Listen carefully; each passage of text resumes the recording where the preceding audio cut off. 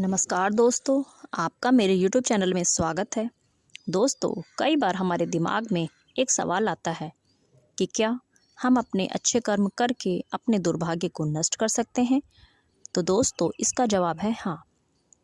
दोस्तों, जब एक मनुष्य चोरी डकैती करने के बावजूद भी एक महाकाव्य की रचना कर सकता है और महर्षि की उपाधि लेकर अपने नाम को अमर कर सकता है, तो इसका अर्थ यह है कि हम भी अच्छे कर्म करके अपने दुर्भाग्य को नष्ट कर सकते हैं।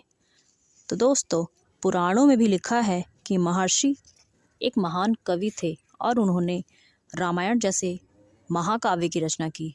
महर्षि वाल्मीकि वास्तव में एक क्रूर डाकू थे। जब वे महर्षि नहीं थे, उस समय वे एक क्रूर डाकू रत्नाकर के नाम से जाने जाते थे।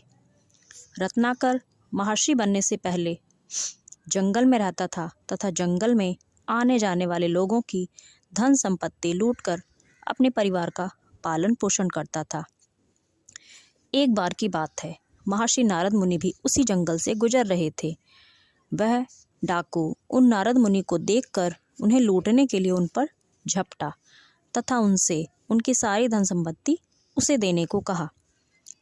तब नारद मुनि ने कहा कि मेरे पास तो केवल यह वीणा है और मुख में हरि का नाम है।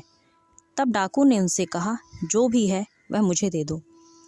तब नारद मुनि मुस्कुराए और उससे बोले, ठीक है, मैं तुम्हें सब कुछ दे दूंगा, लेकिन पहले मेरे एक प्रश्न का उत्तर दो।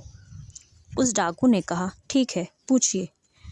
तब नारद मुनि ने कहा, तुम जिनके लिए यह गलत कर्म कर रहे हो, पाप कर्म कर रहे हो, क्या वह इस गलत कर्म में तुम्हारा साथ देंगे?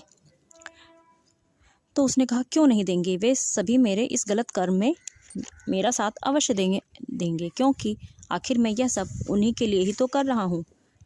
तो नारद मुनि ने कहा, ठीक है, तुम एक बार अपने परिवार से जाकर पूछ लो। तब डाकू ने उनसे कहा, ठीक है, आप यहीं रुकिए, मैं अपने परिवार से पूछ कर आता हूँ। यह कहकर वह अपने परिवार से पूछने अपने घर चला गया तथा उनसे पूछा, तो उसके परिवार में सभी सदस्यों ने उसके पाप में सहभागी बनने से मना कर दिया और कहा कि यह तो तुम्हारा कर्म है, तुम अपने कर्म का भोग खुद करो, हम क्यों करें, तुम्हारा तो कर्म है हमारा पेट भरना। यह सुन डाकू बड़ा विचलित हुआ और लौटकर डाकू नारद मुनि के पास आया और पछतावा करने लगा कि जिस परिवार का भरण पोषण करने के लिए मैं यह सब कुछ कर रहा हूँ, वह परिवार ही मेरे पाप कर्मों में सहभागी नहीं बनना चाहता। तो गुरुवर, आप ही मुझे ऐसा कोई मुक्ति का मार्ग बताइए जिससे मैं इस पाप कर्म से मुक्त हो सकूं। तब नारद मुनि ने उसे एक नाम का जाप करने को कहा। अब उसने उस नाम का जाप करना शुरू कर दिया। नारद मुनि ने उसे राम नाम का जाप करने को कहा। वह डाकू उस राम नाम का जाप करने लगा। राम नाम का जाप करते करते करते करते उसे 12 वर्ष बीत गए और वह उस जाप में इतना लीन हो गया कि उसे अपने आसपास चींटियों ने जो मिट्टी का घर बना दिया था, उसका तनिक भी आभास भी नहीं हुआ। उसके आसपास मिट्टी ही मिट्टी थी, मिट्टी में चींटियों ने अपना घर बना लिया था। रत्नाकर को इस चीज़ का तनिक भी आभास नहीं हुआ। वह राम नाम में बिल्कुल लीन हो गया था। एक बार जब नारद मुनि उसी रास्ते से गुजर रहे थे, तब उन्हें मिट्टी के ढेर में राम राम की ध्वनि सुनाई दी। जब पास आकर उन्होंने देखा, तो उन्होंने देखा कि वह तो रत्नाकर राम नाम का जाप कर रहा है। नारद मुनि ने उसे उठाया। नारद मुनि को देखकर रत्नाकर डाकू इतना प्रसन्न हुआ, इतना खुश हुआ कि उसकी आंखों से अश्रुधारा बहने लगी।